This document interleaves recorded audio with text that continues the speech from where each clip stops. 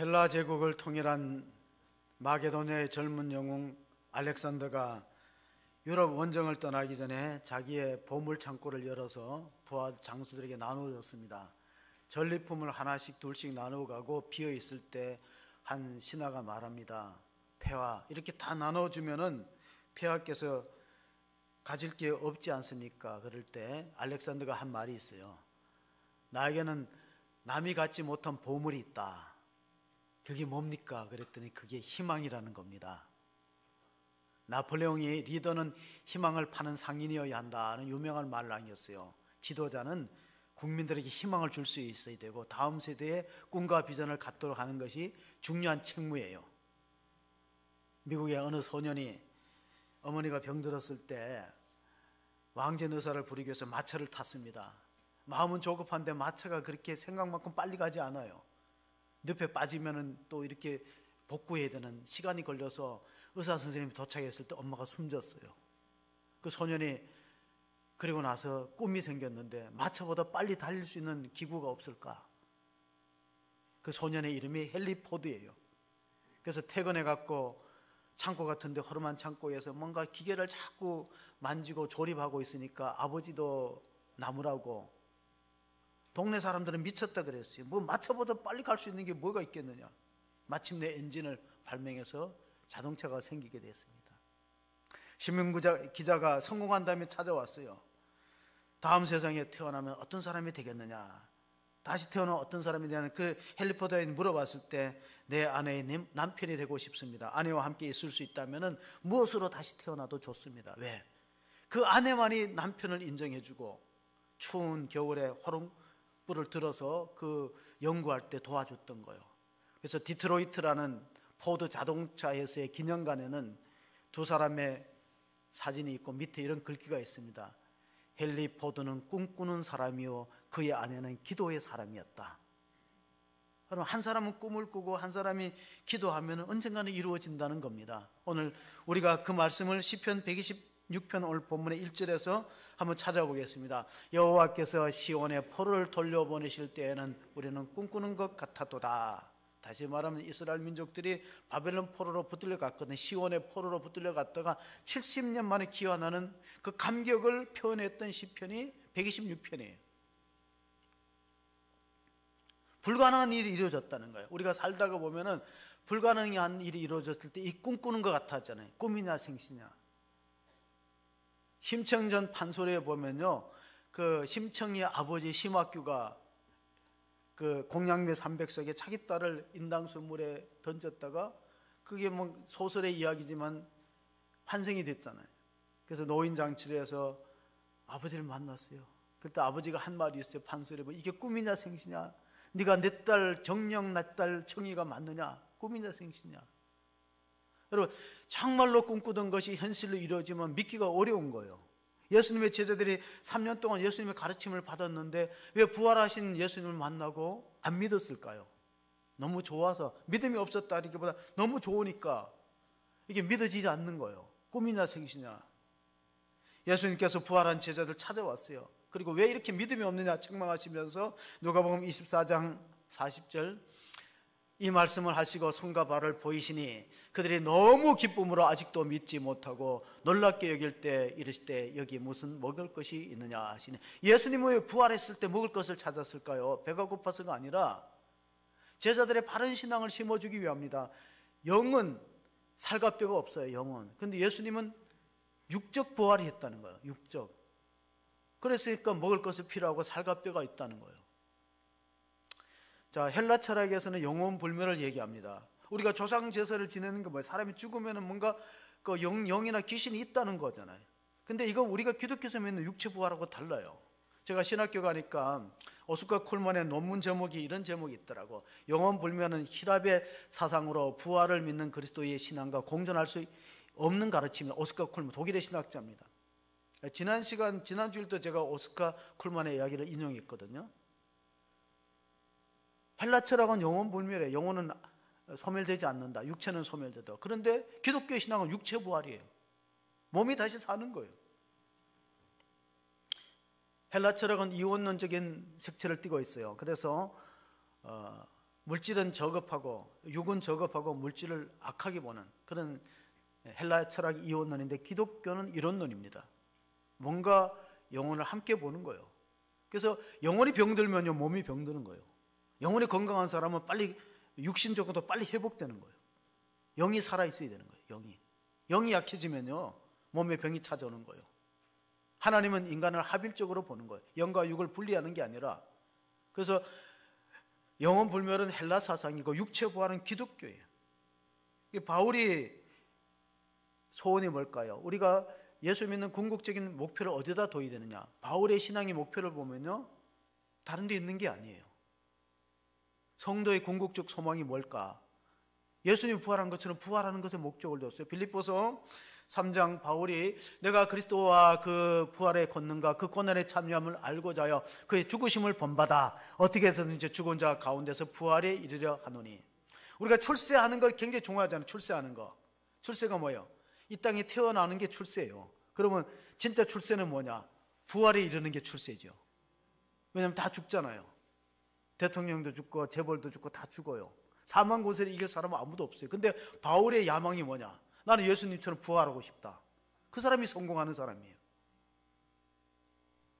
아멘을 몇 사람밖에 안 할까? 다 부활하기 싫은 모양이구나. 그럼 각자 알아서 하세요. 바울의 목표는 그렇다는 거예요. 성도의 궁극적 목적은 예수님처럼 부활해서 영생을 얻는 거예요. 이제 조금 많이 늘었습니다. 부흥됐습니다. 1950년대에 팝송인지는 몰라도 이런 노래 제목이 있어요. 캐스라 캐스라, 될 대로 되라. 그게 원래 이제 히치콕이랑 감독의 그 영화인데, 영화 보다가 영화 주제가가 더 알려지는 거예요. 영화는 다 몰라요. 근데 캐스라 캐스라 알아요. 스페인 말, 될 대로 되라. 자, 생각해 봅시다. 목적이 없이 신앙생활하면 어떻게 했어요? 자꾸 흔들리게 되겠죠. 영국에는 이런 이야기 했어요. 목적이 없는 배에는 바람도 안 불어준다. 목적이 분명해야 돼요. 신앙의 목적이. 신앙의 목적은 이겁니다. 다 죽어요. 사람은 다 죽어. 죽은 만큼 공평한 게 없어요. 근데 죽음을 뛰어넘고 죽음을 초월하고 죽음을 극복하는 생명을 얻는다. 이게 얼마나 큰 포부입니까? 그 바울도 이렇게 말했어요. 나는 이미 이루었다 함도 아니요, 완성됐다고 하지 않았어요. 뒤에 있는 거 뒤에 잊어버리고 앞에 향한 표대를 향한다. 예수님이 나에게 부르신 부름의 상이 부활의 축복이에요.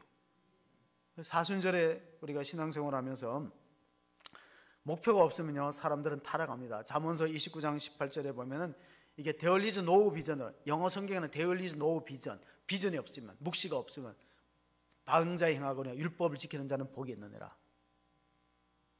비전이 없다는 건 뭡니까? 꿈과 희망이 없으면 사람이 절제를 못한다는 거예요.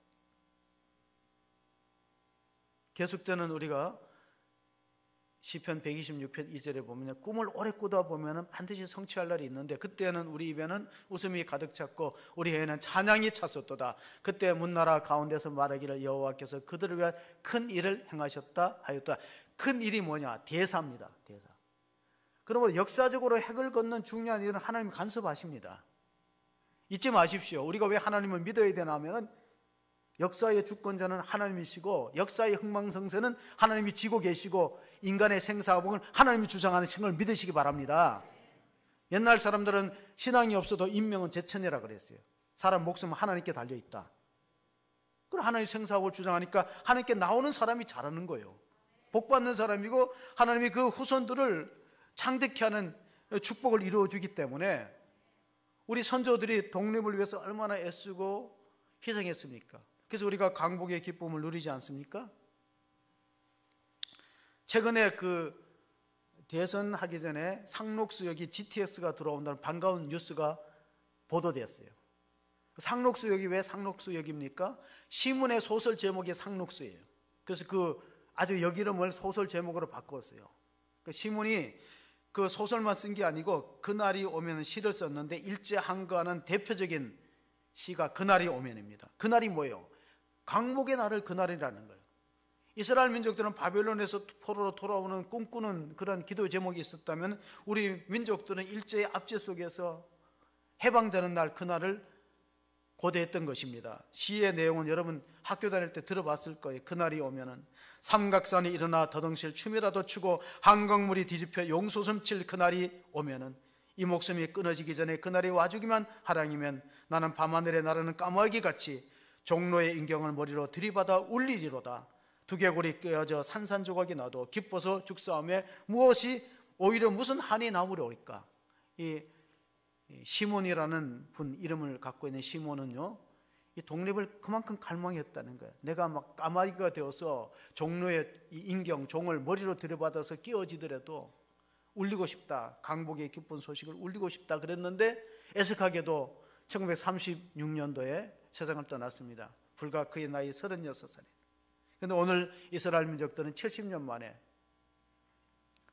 본토 이스라엘로 귀환하는 장면을 우리가 3절 4절에 보면은 이렇게 기록되어 있습니다. 여호와께서 우리를 위하여 큰 일을 행하셨으니 우리는 기쁘도다. 여호와여 우리의 포로를 남방 시내들 같이 돌려보내소서. 포로들이 귀환합니다. 인질로 잡혀가서 바벨론에서 고생하고 노역하고 신앙에 자유롭게 하나님 섬기지 못했던 백성들이 귀환합니다. 스룹바벨도 귀환하고 에스라, 느헤미야 다 그때 귀환했어요. 70년 만에. 우리가 일제 식민지로 살았던 딱 2배나 되는, 그럼에도 언어를 빼앗기지 않고 신앙을 잃어버리지 않고 하나님께로 돌아오는 것은 기적적인 일입니다. 우리 근대사 가운데서 이스라엘하고 공통된 점이 몇 가지 있어요. 이스라엘도 2차 세계대전 후에 나라를 찾았어요. 1948년도가 그들에게는 건국기념일입니다. 우리도 45년도에 해방을 맞았지만은 알고 보면 이게 독립운동했던 결과도 있지만은, 우리가 기도하고 독립운동했던 결과도 있지만 하나님이 주신 선물이에요. 왜냐하면 2차 세계대전 연합군의 승리로 돌아가서 식민지 백성들이 자유가 됐거든요. 또 하나 우리가 하나님이 우리 민족을 사랑하시고 큰 일을 행한 것 중에 하나가 5년 후에 6.25 전쟁이 터졌잖아요. 그런데 유엔의 상임이사국이 5개국 있는데 러시아가 속해 있습니다. 러시아가 반대표만 던지면요 유엔 16개국 파병 못합니다. 그런데 러시아가 못 참석했어요. 자동차가 고장났든지 아니면은 어떤 이유에든지 러시아가 그 상임이사국에 부결표를 못 던지도록 참석을 못한 거예요. 그러고 나서 상임이사국들이 다 한국은 자유를 지키기 위해서 파병하는 걸 결정했잖아요. 16개국. 우리가 공사는 안 된 것도 하나님이 하신 일이고 기적 아닙니까? 그래서 역사에 큰 획을 그을 때 하나님이 간섭하십니다. 그리고 믿는 자가 필요하고 기도하는 자가 그렇게 필요한 것이죠. 오늘 시편 126편 4절에 보면 우리의 포로들을 남방 시내들 같이 돌려보내소서. 남방이 뭐냐면 네게부 이스라엘 지역 지도를 놓고 펴면 남쪽 지역이 남방입니다. 그 네게부 사막지대예요. 그런데 왜 시내가 사막지대에 흐를 수 있는가? 그건 비가 오면 흘러갑니다. 왜냐하면 비가 오면은 갑자기 막 그 홍수가 범람하면서 강물처럼 도도하게 흘러갑니다. 세계 역사를 보면은 강을 중심으로 다 문명이 형성되었어요. 그리고 리버컬처라는 말 씁니다. 리버컬처. 나일강을 중심으로 애굽 문명이, 이집트 문명이 형성됐어요. 또 중동의 문명은 메소포타미아는 유프라테스와 티그리스 강을 끼고 형성됐습니다. 그래서 리버컬처라는 말을 쓰는 거예요. 그런데 이 가나안 땅은 사실은 그 사막지대가 많고 산악지대고 사실은 나무나 풀이 자라지 않습니다. 그런데 왜 젖과 꿀이 흐르는 땅이라고 하는가? 원래는 이집트 땅이 젖과 꿀이 흐르는 땅이에요. 그건 비옥해서 지금도 그 나일강 유역의 삼각지에 황토들이 막 홍수에 밀려오면 농사가 그렇게 잘 돼요. 그 젖과 꿀이 흐르는 땅이 아닙니까? 그런데 하나님께서 이스라엘 백성에게 노예 생활을 청산하고 약속의 땅으로 들어가라. 젖과 꿀이 흐르는 땅으로. 그런데 그 과정이 힘들었어요. 40년 광야 사막지대를 건너가서 정착하게 됩니다. 도중에 얼마나 많은 불평이 있었습니까? 지도자를 향한 원망도 있었습니다. 민수기서를 보면은 민수기서 13장 13절에 이스라엘 백성들이 힘이 들고 어려우니까 하나님에 대해서 또 젖과 꿀이 흐르는 이스라엘 땅보다는 오히려 우리가 이 광야에서 줄여 죽을 것이다. 우리가 젖과 꿀이 흐르는 땅을 왜 이끌어냈는가? 애굽 땅을 젖과 꿀이 흐르는 땅이라고 민수기 13장 13절에 말하면서 이 광야에서 우리를 다 죽이려고 하느냐, 모세를 원망했던 것을 볼 수 있습니다.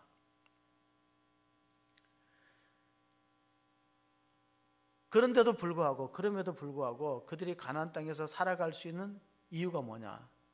하늘에서 비를 내리는데 건기와 우기가 우리와는 반대입니다. 지금 겨울철이 우기입니다.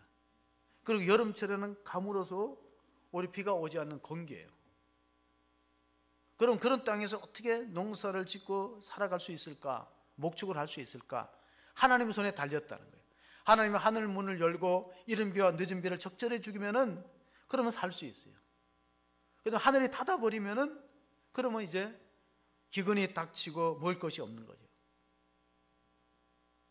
그런 돌도 많고 산악지대 또 사막으로 형성된 이스라엘 땅에 유일하게 심을 수 있는 나무가 감람나무예요.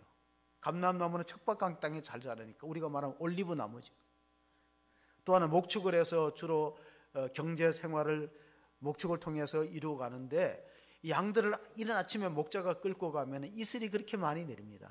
이슬이 많이 내리는 이유 중에 일교차가 심한 거예요. 사막의 기후가 낮에는 뜨겁고 밤에는 추워요. 그래서 이스라엘 민족들이 광야를 지낼 때 하나님께서 낮에는 구름 기둥으로 뜨거운 태양을 차단하고 밤에는 불 기둥으로 추위를 막아줘서 생존했던 것입니다. 하나님의 도우심이 없으면 생존할 수 없는 땅이 광야요 사막이에요. 그러면 이슬이 어떻게 얼마나 많이 내리는가? 우리가 보면 시편에 보면은 다윗이 썼던 시편 110편 3절에 보면 주의 권능의 날에 주의 백성이 거룩한 옷을 입고 즐거이 헌신하니 새벽 이슬 같은 주의 청년들이 죽게 나오는도다. 새벽 이슬은 뭐냐? 새벽에 이슬이 내린 양들이 그 물을 마시는 거예요. 풀을 뜯고 갈증을 해소하는 거예요. 그러니까 얼마나 건강하게 자랄까? 하나님 앞에 건강하고 헌신된 청년들이 있다. 다윗은 그렇게 노래했지만은 우리가 기드온이 젊은 날에 하나님의 부르심을 받습니다. 사사기에 보면 부르심을 받아갖고 미디안을 물리쳐야 되는데 두려움에 빠져갖고 내 같은 사람이 우리 집안도 안 좋고 우리 집안도 별 볼 일 없고 우리도 12지파 가운데 가장 작은 지파인데 내가 어떻게 우리 대적 미디안을 쳐물 수가 있는가 할 때 하나님께서 기적을 보여주는데 그게 뭐냐면은 양털을 던지면은 양털에만 물이 있고 주변에는 아주 빼짝 마르게 그 기적을 보여줬습니다. 사사기 6장 38절에 보시면은 그대로 된지라 이튿날 기드온이 일찍이 일어나서 양털을 가져다가 그 양털에서 이슬을 짜니 물이 그릇에 가득하더라. 자, 두 가지 기적을 보여줬어요. 하나는 양털에 바짝 마르고 주변에만 이슬이 내리게 하고 한 번은 또 반대로 주변은 바짝 마르고 양털을 짜니까 거기에 막 물이 큰근하게 고여있는 그런 기적을 보여주면서 내가 너와 함께함이라. 그래서 이스라엘 민족들을 기드온 사사가 구원한 역사가 있습니다.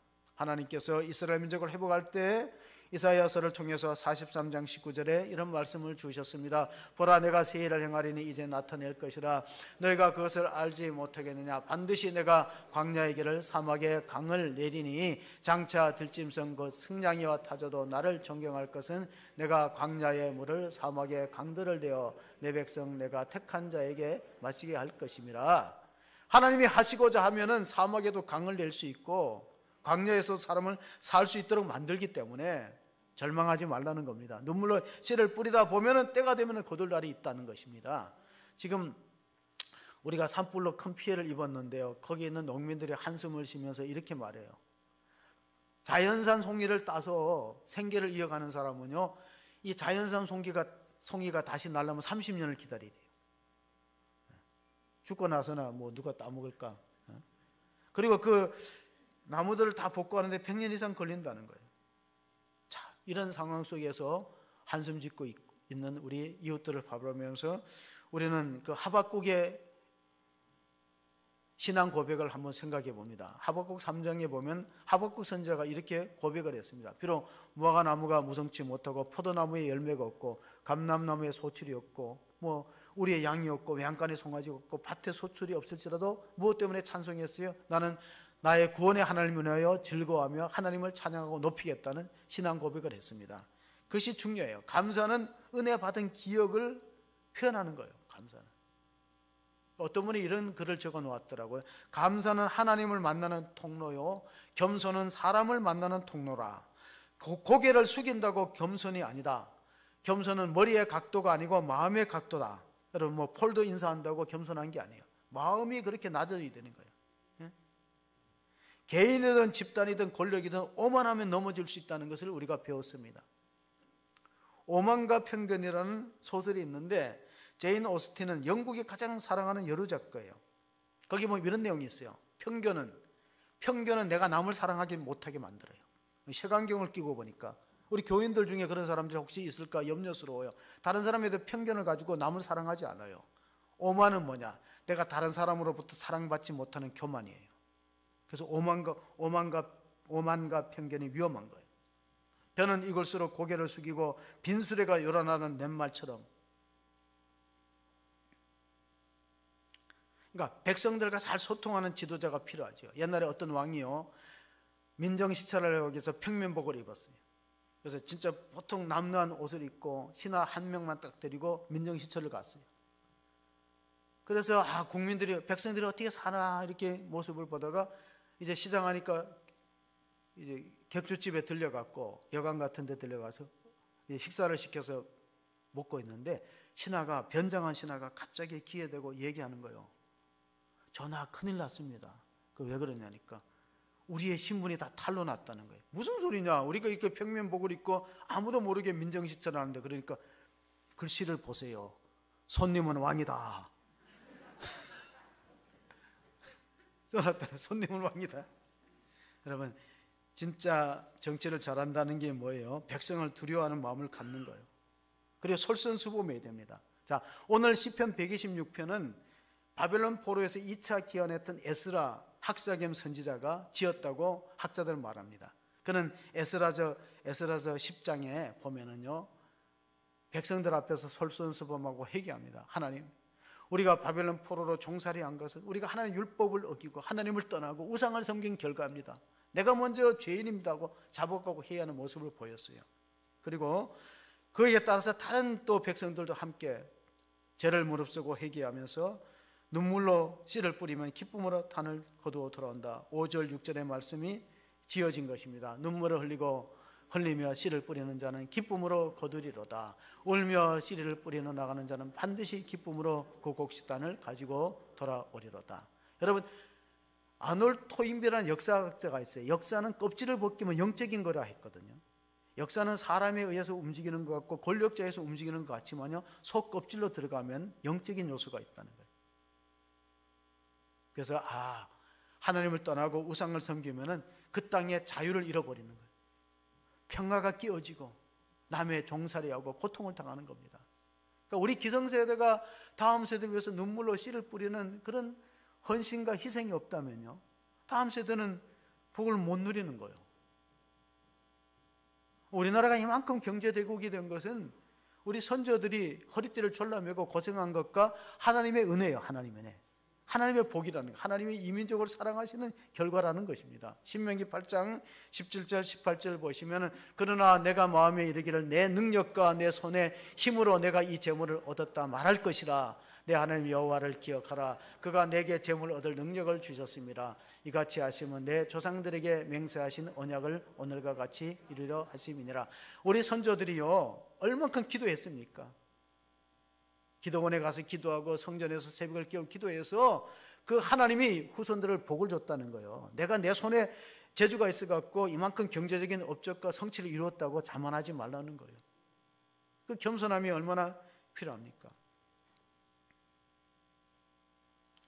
이스라엘 백성들이 바벨론 포로로 붙들려 갔을 때는 예배를 자유롭게 못 드립니다. 남의 나라 땅에서.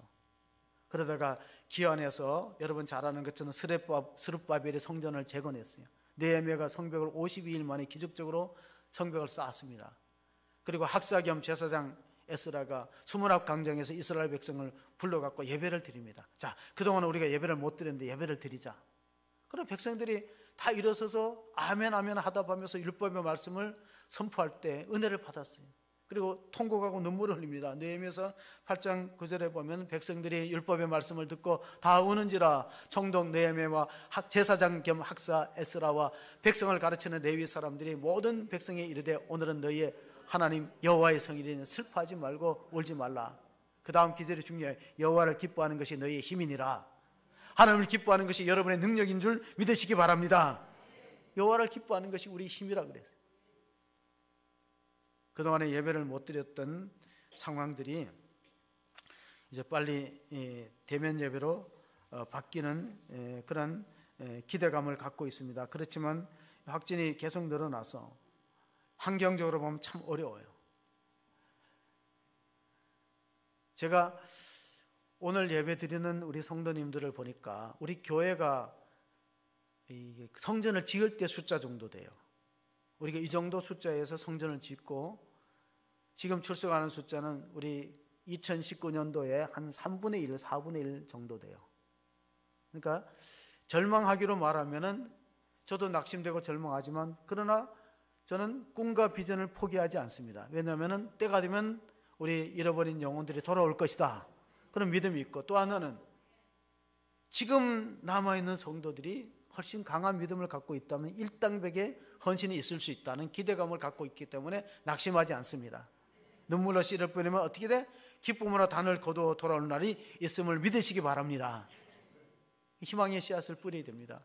희망을 뿌려야 희망을 거두지 부정적인 언어를 계속 뿌리면요 부정적인 열매밖에 거둘 게 없습니다. 회사가 어려워질 때 크라이슬러라는 자동차 회사의 리 아이오카 회장이 부임했어요. 직원들을 모아놓고 얘기했어요. 삶의 성패를 좌우하는 것은 환경이 아니라 확신이다. 삶의 성패를 좌우하는 건 환경이 아니고 확신이라고 그랬어요. 확신의 믿음이 있다면 달라질 수 있다는 거예요. 우리가 2020년도 코로나가 생겼잖아요, 연두에. 근데 세계 여러 나라 가운데서 우리나라가 2020년도 커피 수입 가장 많이 한 나라예요. 커피 수입을 많이 했다요. 근데 우리 카페가 왜 이상해요. 카페를 위해서 기도해 주세요. 난 카페가 지금 헌신된 제대로 봉사할 분을 찾고 지금 기도하고 있습니다. 1859년도에 경신박해가 있을 때 프랑스의 주교였던 베르네 주교가요 피해 다녔어요. 사대문 안에 못 들어옵니다. 잡히면 사형당해요. 그래갖고 그 당시에 1859년도죠. 1859년도 경신박해가 있던 해에 콜레라가 성행해갖고 일본에 같은 경우는 동경에서 10만 명 죽었습니다. 지금 우리가 뭐 코로나로 많이 이제 희생당하지만 그 당시에는 약이나 의료시설이 너무 열악합니다. 그러니까 콜레라가 창궐해서 사람이 죽어가지 또 천주교는 서학이라 그래갖고 동학과 반대되는 서학이라 그래서 외래 종교라 해서 엄청나게 박해를 했습니다.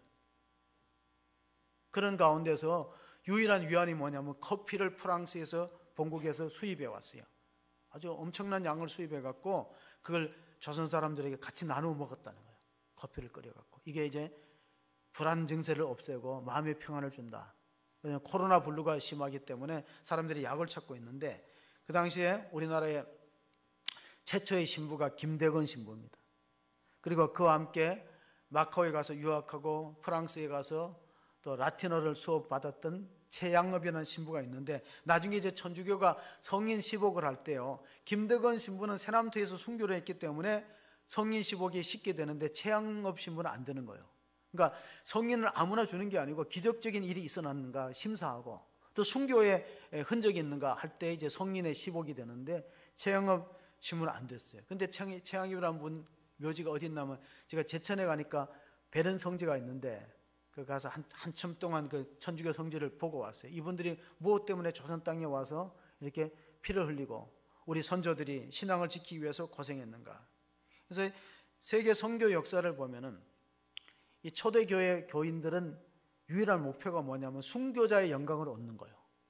우리가 신앙생활하는 것은 달라요. 그 사람들은 예수 믿다가 정말 박해받고 순교하면은 천국의 상이 크고 면류관의 주인공이 된다. 그런 소망을 가지고 제자도의 극치가 순교자가 되는 거예요. 내 순교자는 두 가지가 있어요.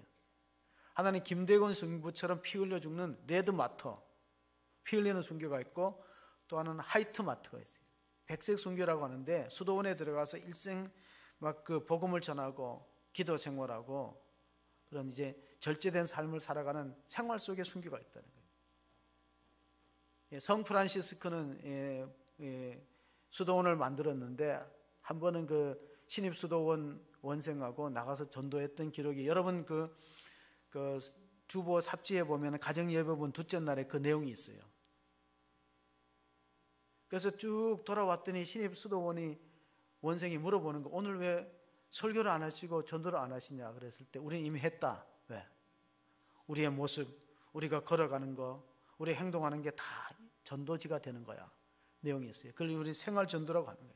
그래서 교회 역사에는 순교가 두 가지가 있는데, 생활 속에 순교하는 거, 그리고 진짜 피 흘려 순교하는 거.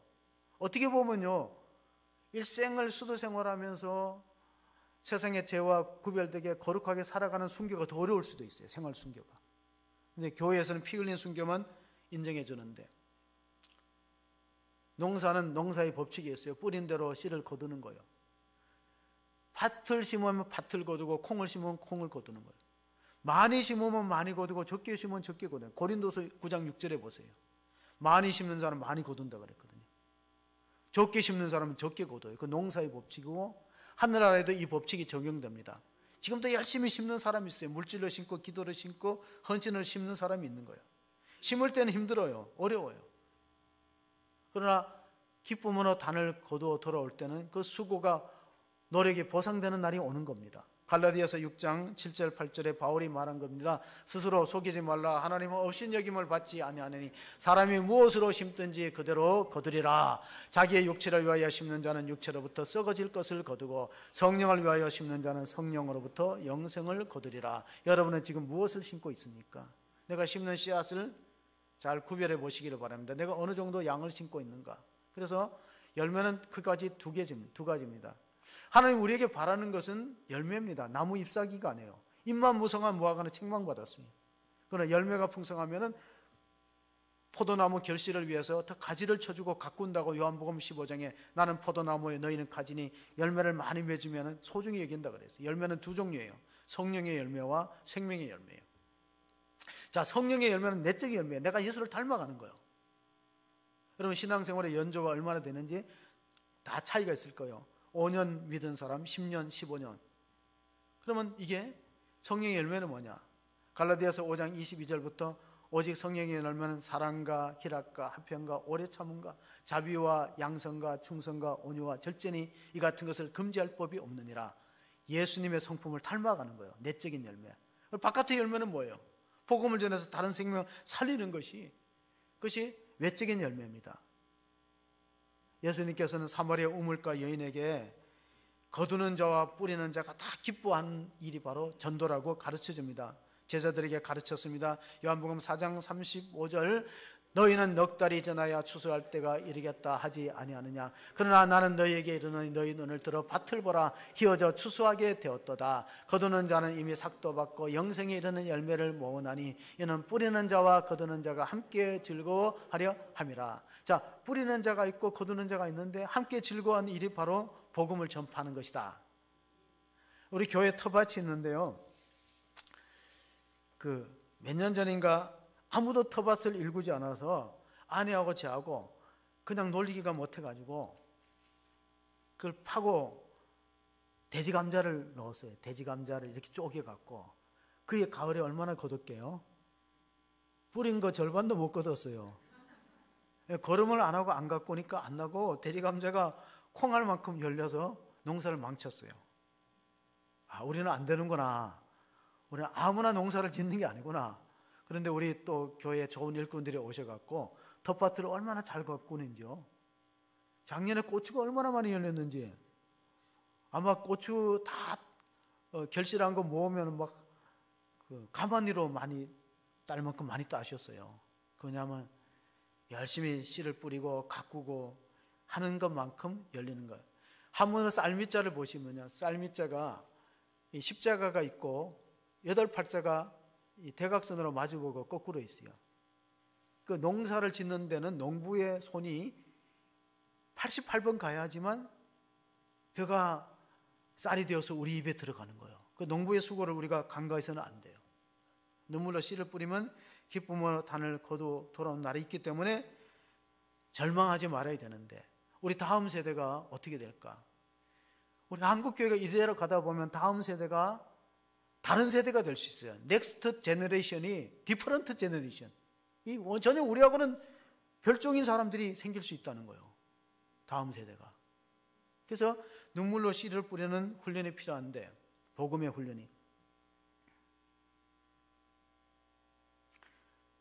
가나안 교인은 교회를 안 나가는 사람을 가나안 교인이라는데, 교회 안에 CEO가 있다는 말 들어보셨어요? CEO는 최고 경영자의 약자예요. 근데 교회 안에 CEO는 뭐냐면 크리스마스 이스터데이 온리. 웃으시는 분은 영어 수준이 아주 높은 분이야. CEO, 교회 안에 CEO는 크리스마스하고 부활절만 오직 간다. 나머지는 안 가는 사람들. 가나안 교인이죠. 그렇게 되면은 우리 다음 세대가 자기 중심으로 살아가는 미 제너레이션. 이 자기 중심이 하나님이 가장 싫어하는 거예요. 왜 사람들이 신앙생활을 못 가지냐면요, 자기 중심이에요. 자기를 우상화하는 거예요. 그렇게 될 때 하나님이 들어올 자리가 없는 거예요. 하나님이 그 사람의 마음을 주장할 자리가 없는 것이죠. 그래서 잘못된 대로 빠지고 탈선하는 경우가 생깁니다. 성 어거스틴의 어머니 모니카는요, 아들이 마니교회 이단에 빠졌어요. 결혼도 안 했는데 사생활을 낳았어요. 눈물로 성전에서 기도하니까 암브로스라는 중교가 위로했습니다. 마치 한나가 성전에서 아들을 달라고 기도할 때 제사장이 가서 위로했던 것처럼, 엘리 제사장이 위로했던 것처럼 암브로시스 주교가 위로하면서 이렇게 말했어요. 눈물로 기도하는 자녀는 결단코 망하지 않는다. 그 유명한 교회에서의 말. 그래서 어거스틴이 회개해서 탕자가 성자가 됐어요. 기독교 역사에서 어거스틴을 빼고 얘기할 수 없을 만큼 그는 아주 신학적으로 높은 경지에 올랐습니다. 그가 남긴 말입니다. 교회를 어머니처럼 섬길 수 없는 자는 하나님을 아버지라고 부를 자격이 없다. 교회가 부족하고 연약할 수 있어요. 교회를 어머니처럼 섬기지 못하는 사람은 하나님을 아버지라고 부를 수 없다. 이번에 산불이 났는데 어느 농가에 보면은 이 모이를 줄 때 어떤 분이 관찰해 봤대요. 모이를 딱 주면요, 수탉은 자기만 먹는데요. 자기가 먹는데 아주 정신이 없다는 거예요. 그 암탉은 다르대요. 암탉은 모이를 병아리들한테 밀어준대요. 병아리 다 먹고 나면 먹으려고. 수탉이 그렇다는 거예요. 남자는 다 그런지는 모르겠지만은 아무튼 병아리를 암탉이 안고 있는데 화재가 나니까 암탉이 새까맣게 탔는데요, 병아리가 안 죽고 살아나오는 기적 같은 일들이 있어요. 그래서 섹스피어가 한 말이 있어요. 여성은 약하나 모성은 강하다. 여성은 약하나 모성은 강하잖아요. 우리가 하나님의 형상을 잇기 위해서는 사도 바울은 내가 너희 안에서 그리스도의 형상이 이루기까지 해산의 수고를 한다는 그런 말씀을 갈라디아서 4장 19절에 남겼습니다. 여러분, 이 시대는 참 힘든 시대예요. 왜냐하면 경제적으로 어렵고 이 코로나 3년 때문에 건강상으로 참 어려워 힘든 부분이 있어요. 그래서 이거 오랫동안 투병 생활하면서 자꾸 낙심이 찾아올 수 있어요. 왜 빨리 병이 낫지 않는가? 왜 경제가 호전되지 않는가? 그런데 스페인은 이런 속담이 있어요. 돈을 잃어버린 것은 큰 것을 잃어버린 것이다. 친구를 잃어버린 것은 더 큰 것을 잃어버린 것이다. 그러나 믿음을 잃어버린 것은 다 잃어버린 것이다 그랬어요. 여러분, 끝까지 믿음의 줄, 희망의 줄을 포기하지 않기를 바랍니다. 믿음을 잃어버리면 다 잃어버린 거예요. 왜냐하면 사람은 산소를 마셔야 이게 허파나 이게 심장이 제대로 기능합니다. 그래서 모든 병은 가만히 보면 의학자들이 이렇게 말합니다. 산소가 부족한 것이 모든 병의 원인이다. 산소가 잘 공급이 되면은요, 그러면은 모든 신체 기능이 활성화되는 거예요. 그럼 우리에게 우리 허파의 산소와 같은 역할이 뭐냐면 희망이에요. 희망의 줄을 놓쳐서는 안 되는 거. 예레미야가 나를 잃어버리고 절망 가운데서도 희망의 줄을 붙들고 하나님 앞에 매달렸습니다. 예레미야서 애가 3장 32절 32절을 끝으로 보시면 그가 비록 근심하게 하시나 그의 풍부한 인자하심을 따라 공일히 여기실 것임이라. 주께서 인생으로 고생하게 하시며 근심하게 하심은 본심이 아니시로다. 현재는 힘들어요. 그러나 하나님 본심이 코로나 있지 않다는 거예요. 예레미야서 29장 11절에 보면요, 하나님 우리에게 장래에 주려는 것은 하나님 우리에게 은혜를 베푸시고 장래에 주려는 것은 재앙이 아니고 평안이라. 너에게 소망을 주려 하심이라는 걸 믿으시기 바랍니다. 우리가 먼저 희망의 줄을 놓쳐서는 안 돼요. 이런 말이 있어요. 희망이 우리를 포기한 것이 아니라 우리를 버린 게 아니라 우리가 희망을 먼저 버려버려요. 조금만 하다가 힘들면 낙심하고 좌절하는 거. 그러나 이스라엘 민족들은요, 비가 오지 않는 사막 땅에서도 하나님이 하늘문을 여시고 비를 내리면은 남방 시내들이 하나님 정말 강으로 형성되어서 돌아오는 것처럼 세계 역사를 보면요, 이 문명은 강을 통해서 이루어졌는데 종교는 사막에서 이루어졌어요. 그래서 위대한 사상은 사막에서 태어난다는 말이 있어요. 유대 시내 강야에서 유대교가 만들어졌어요. 모세가 40일 기도했던 시내 강야에서 유대교가 생겼고, 유대 강야 세례 요한이 외쳤던 유대 강야에서 기독교가 생겼고, 아라비아 강야에서 이슬람 종교가 생겼어요. 사막은, 광야는 사람이 살 수 없는 땅인데 그런 열악한 곳에서 뭐가 생겨요? 위대한 사상이 태어나는 거예요. 그러니까 사람이 편안하게 살면은요, 성숙한 사람이 될 수 없는 거예요. 그래서 우리가 옛말에 자녀들은 젊어서 고생은 돈 주고 사서 한다 말이 있잖아요. 그럼 생각이 깊어지는 거예요. 제가 좋아하는 시인 가운데 서울의 예수라는 시집을 썼던 정호성 시인이 있어요. 정호성 시인의 시를 한번 우리가 같이 한번 읽고 설교를 마치려고 합니다. 생텍쥐메리라는 어린 왕자는 사막이 아름다운 것은 오아시스가 숨어 있기 때문에 그렇다. 사막은 사람이 살 수 없는 땅이에요. 그러나 그래도 희망의 줄을 놓치지 말아야 될 것은 뭐냐? 어디엔가 오아시스가 있지 않는가? 내가 사랑하는 사람, 같이 읽습니다. 나는 그늘이 없는 사람을 사랑하지 않는다. 나는 그늘을 사랑하지 않는 사람을 사랑하지 않는다. 나는 한 그루의 나무 그늘이 된 사람을 사랑한다. 햇빛도 그늘이 있어야 맑고 눈이 부시다. 나무 그늘에 앉아 나뭇잎 사이로 반짝이는 햇살을 바라보면 세상은 그 얼마나 아름다운고. 나는 눈물이 없는 사람을 사랑하지 않는다. 나는 눈물을 사랑하지 않는 사람을 사랑하지 않는다. 나는 한 방울의 눈물이 된 사람을 사랑한다. 기쁨도 눈물이 없으면 기쁨이 아니다. 사랑도 눈물 없는 사랑이 어디 있는가? 나무 그늘 아래에 앉아 다른 사람의 눈물을 닦아주는 사람의 모습은 그 얼마나 고요한 아름다움인가. 그렇습니다. 예수님도 애통하는 자가 복이 있나니 하나님의 위로를 받을 것이요. 우리가 상처 입은 치유자가 되어서 예수님처럼 내가 십자가의 상처, 배신의 상처, 또 고독의 상처, 아픔의 상처, 죽음의 상처를 받았지만 그것이 오히려 다른 사람을 위로할 수 있는 도구가 될 수 있다는 사실을 기억하면서 하나님 안에서 절망의 벽을 넘어서서 희망의 줄을 붙들고 눈물로 씨를 뿌리는 복된 성도가 되시기를 주의 이름으로 축원합니다. 아멘. 하나님 아버지, 우리가 살아가는 현실은 첩첩산중으로 어려움을 겹치고 있습니다. 코로나가 3년 동안 우리의 삶을 위협하고 건강을 위협하는 가운데 있습니다. 그러나 하나님, 눈물로 씨를 뿌리는 자는 기쁨으로 단을 거두어 돌아올 날이 반드시 있음을 믿습니다. 하나님, 우리 역사를 바라볼 때 우리의 선조들의 역사는 더 암울했습니다. 일제 36년간 압제와 6.25 전쟁으로 수많은 사람이 죽어가는 상황 속에서도 대한민국을 이처럼 발전시키고 성장시키고 부흥케 하신 하나님, 오늘 우리가 누리는 축복은 하나님의 전적인 은혜임을 믿고 감사하는 마음을 가지고 하나님 앞에 믿음으로 나오는 성도와 하나님 아버지 우리 민족 되게 하여 주시옵소서. 교회가 다시 한번 기도의 줄을 붙들고 하나님 앞에 부르짖고 간구하여서 하나님이 주시는 희망을 선포하는 그런 교회가 될 수 있도록 도우시고, 우리 자녀들이 신앙의 유산을 물려받는 복된 자녀가 되어서 하나님께 쓰임받도록 인도하여 주시옵소서. 우리가 먼저 그런 눈물의 씨앗을 먼저 뿌리고 하나님 앞에 기도하는 선조들이 될 수 있도록 축복하여 주시기를 원하며 우리 구주 예수 그리스도의 이름으로 기도하옵나이다. 아멘.